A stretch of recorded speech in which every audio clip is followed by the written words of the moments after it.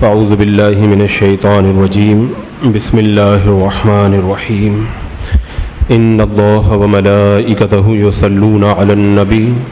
یا ایہا الذین آمنوا صلوا علیہ وسلموا تسلیما اللہم صل علی سیدنا وشفیعنا وحبیبنا ومولانا محمد وبارک وسلم صلاۃ وسلاما علیک یا رسول اللہ صلی اللہ تعالی علیہ وسلم۔ حضرت آدم علیہ السلام کو جو سجدہ کروایا گیا، یہ سجدہ کیوں کروایا گیا؟ تو علماء نے فرمایا کہ مثال کے طور پر جب دنیاوی بادشاہ کسی کو وزیر اعظم بناتا ہے، اپنا بڑا وزیر بناتا ہے، تو دوسرے امیروں اور وزیروں کو حکم دیتا ہے کہ اس کو سلامی پیش کرو، اس کو نظر پیش کرو، ہدیہ پیش کرو۔ تو بلا تشبیہ و بلا تمثیل اللہ تبارک و تعالیٰ نے ملائکہ کو جو یہ حکم دیا تھا کہ حضرت آدم علیہ السلام کو سجدہ کرو، تو یہ وہی تعظیم کے طور پر کہ اللہ نے حضرت آدم علیہ السلام کو زمین میں اپنا خلیفہ بنایا تھا، اس لیے تعظیم کے طور پر یہ سجدہ کروایا گیا۔ اب جب سجدہ کروایا گیا تو آپ نے سنا کہ فسجد الملائکۃ کلھم اجمعون، سب کے سب فرشتے سجدے میں چلے گئے۔ اور مفسرین فرماتے ہیں سب سے پہلے حضرت جبریل علیہ السلام سجدے میں گئے، پھر حضرت میکائیل علیہ السلام، پھر حضرت اسرافیل علیہ السلام، اور بعد میں حضرت عزرائیل علیہ السلام۔ اس کے بعد میں سارے فرشتوں نے سجدہ کیا۔ حضرت جبریل علیہ السلام نے چونکہ سجدہ پہلے کیا تو سب سے بڑا رتبہ بھی حضرت جبریل علیہ السلام ہی کا ہے، اور انبیاء کرام کی خدمت کا جو کام ہے اللہ نے حضرت جبریل کے حوالے فرما دیا، کیونکہ تعظیم نبی کے اندر حضرت جبریل سب سے آگے بڑھے۔ اور کچھ علماء کا یہ کہنا ہے کہ سب سے پہلے حضرت اسرافیل علیہ السلام نے سجدہ کیا، اسی لیے حضرت اسرافیل علیہ السلام کی پیشانی پر سارا قرآن پاک لکھ دیا گیا۔ حضرت آدم علیہ السلام کی پیدائش کے بارے میں نے بتایا تھا کہ جمعہ کے دن ہوئی تھی، سجدہ بھی جمعہ ہی کے دن ہوا تھا، اور جنت سے جو آپ باہر تشریف لائے تھے وہ بھی جمعہ ہی کا دن تھا، اور حضرت آدم علیہ السلام کی جو توبہ قبول ہوئی وہ بھی جمعہ ہی کا دن تھا۔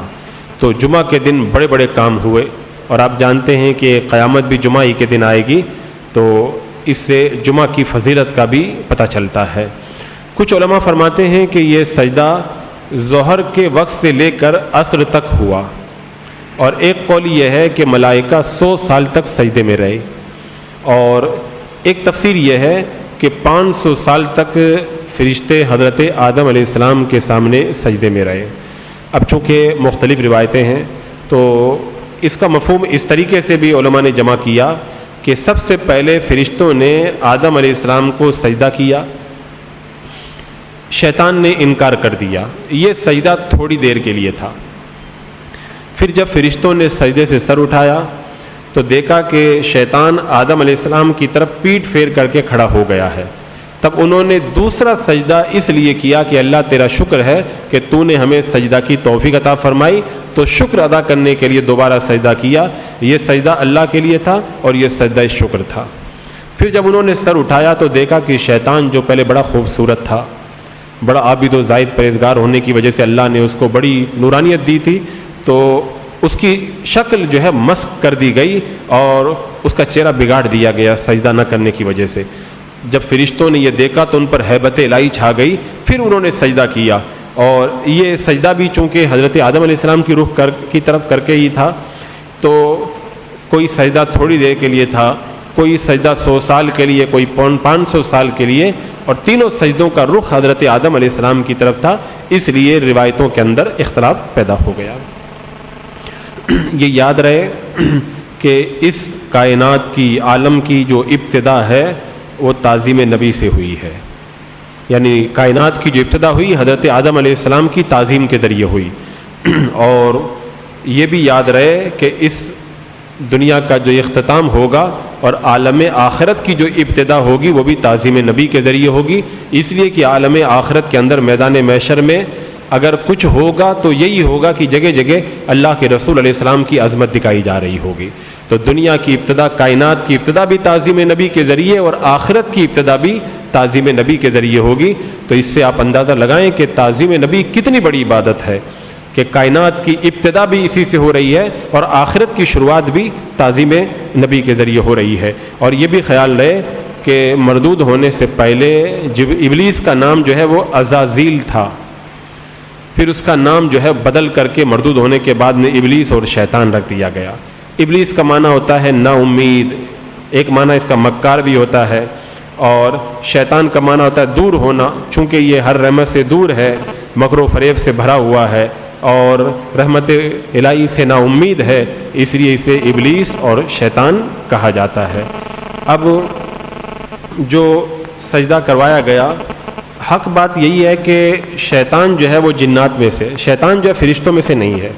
یہ جنات ہی میں سے ہے۔ اب سوال یہ پیدا ہوتا ہے کہ سجدہ تو فرشتوں کو کرنے کا حکم دیا تھا، جناتوں کو تو سجدہ کرنے کا حکم تھا نہیں، تو علماء بیان فرماتے ہیں کہ یہ فرشتوں کے ساتھ میں رہتا تھا اور فرشتوں کی جماعت میں تھا، اس لیے اسے بھی جو ہے فرشتوں کے ساتھ میں سجدہ کرنے کا حکم دیا گیا۔ جیسے مثال کے طور پر بلا تشبیہ بلا تمثیل، بادشاہ اپنے سپاہیوں کو کوئی حکم دیتا ہے تو اس کے ساتھ میں رہنے والے دربان وغیرہ بھی اس حکم کے اندر شریک ہوا کرتے ہیں۔ اب جب سب فرشتے سجدے میں گر گئے تو شیطان آدم علیہ السلام کی طرف پیٹ کر کے کھڑا ہو گیا، اس وقت اس کی صورت بگاڑ کر کے اسے وہاں سے نکال دیا گیا، مردود ہو گیا۔ ایک بار شیطان نے حضرت موسیٰ علیہ السلام سے کہا تھا، تفسیر عجیزی میں یہ روایت موجود ہے کہ آپ اللہ کی بارگاہ میں بڑے مقبول ہیں، میری شفاعت کروا دیجئے، اللہ تعالیٰ کی بارگاہ میں میری توبہ کی قبولیت کا سامان کروا دیں۔ حضرت موسیٰ علیہ السلام نے اللہ تبارک و تعالیٰ کی بارگاہ میں دعا کی تو حکم ہوا کہ آپ کی شفاعت قبول کر لی گئی، شیطان کی توبہ قبول ہو جائے گی، مگر شرط وہی ہے کہ آدم علیہ السلام کی قبر کو جا کر کے سجدہ کر دیں۔ تو موسیٰ علیہ السلام نے شیطان کو خبر دی کہ توبہ تمہاری قبول ہو جائے گی، بس تم آدم علیہ السلام کی قبر کو جا کر کے سجدہ کر دو۔ اس نے جواب دیا کہ جب میں نے زندہ آدم کو سجدہ نہیں کیا تو مرنے کے بعد ان کو میں کیسے سجدہ کروں گا؟ پھر بعد میں کہا کہ اے موسیٰ، تم نے میری شفاعت کر کے مجھ پر بڑا احسان کیا، اس لیے میں آپ کو ایک فائدے کی بات بتاتا ہوں۔ تو موسیٰ علیہ السلام نے جب پوچھا تو اس نے کہا کہ 3 وقت ایسے ہوتے ہیں جن 3 وقتوں کے اندر میں انسان کو بگاڑ کر کے رکھ دیتا ہوں۔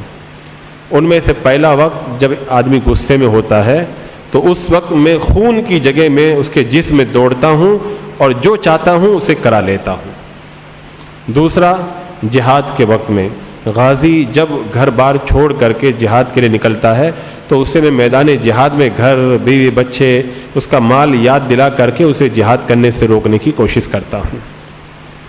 تیسرا، جب غیر عورت یعنی اجنبی عورت کے ساتھ میں کوئی تنہائی میں ہوتا ہے تو میں آدمی کو مجبور کر کے اس سے زنا کروا دیتا ہوں۔ یہ 3 ایسے وقت رہتے ہیں کہ جب میں آدمی کو بگاڑ کر کے رکھ دیتا ہوں۔ خیر، حضرت آدم علیہ السلام کو سجدہ اسے نہ کرنا تھا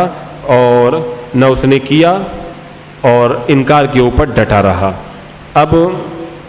شیطان نے جو حضرت آدم علیہ السلام کو سجدہ نہیں کیا، اس کی مختلف وجوہات ہیں۔ ایک وجہ تو یہ ہے کہ اس نے کہا کہ میں آگ سے پیدا کیا گیا ہوں اور آدم علیہ السلام خاک یعنی مٹی سے پیدا کیے گئے ہیں، آگ یہ مٹی سے بہتر ہے، تو جو بہتر ہوتا ہے وہ اپنے سے چھوٹے کے سامنے نہیں جھکا کرتا ہے، لہذا میں آدم علیہ السلام سے بہتر ہوں، میں ان کے سامنے نہیں جھکوں گا۔ دوسری وجہ یہ تھی کہ میں نے ہزاروں سال تک عبادت کی، مشغول رہا، اور یہ ابھی پیدا ہوئے ہیں اور ابھی میں ان کی تعظیم کروں، ایسا مجھ سے نہیں ہو سکتا۔ تیسری بات یہ تھی کہ میں نے دنیا میں بڑے بڑے کام انجام دیے، ابلیس کا کہنا، یعنی زمین پر جب جناتوں نے شر و فساد کیا تھا تو میں نے زمین کو ان سے خالی کروایا، میں نے بڑی محنت کی، اور مجھے سجدہ کرنے کا حکم دیا جا رہا ہے ایسے انسان کے سامنے جو ابھی پیدا ہوا جس نے کوئی بڑا کام نہیں کیا۔ اور ایک جو ہے وہ انکار کی وجہ یہ بھی تھی کہ اس نے کہا تھا کہ لم اکن لاسجد لبشر، میں کسی بشر کو سجدہ کرنے والا نہیں ہوں۔ تو اصل وجہ یہی تھی کہ اس نے حضرت آدم علیہ السلام کی توہین کی، اور نبی کی توہین یہ تمام کفروں کی جڑ ہے۔ جب بندہ تعظیم نبی سے پھر جاتا ہے اس کا ایمان پھر باقی نہیں رہ پاتا، اور اس طریقے سے وہ مردود بارگاہ الہی قرار دے کر کے اللہ تبارک و تعالیٰ کی بارگاہ سے راندہ درگاہ کر دیا گیا۔ تو اسی وقت سے یہ فیصلہ ہو گیا کہ جو بھی تعظیم نبی سے انکار کرے گا یا توہین نبی کا ارتکاب کرے گا، وہ اگر کروڑوں سال کا عابد اور زائد بھی ہو، اللہ تبارک و تعالیٰ اس کی عبادت کو جو ہے وہ بالکل قبول نہیں فرمائے گا اور اسے اپنی بارگاہ کا مردود قرار دے گا۔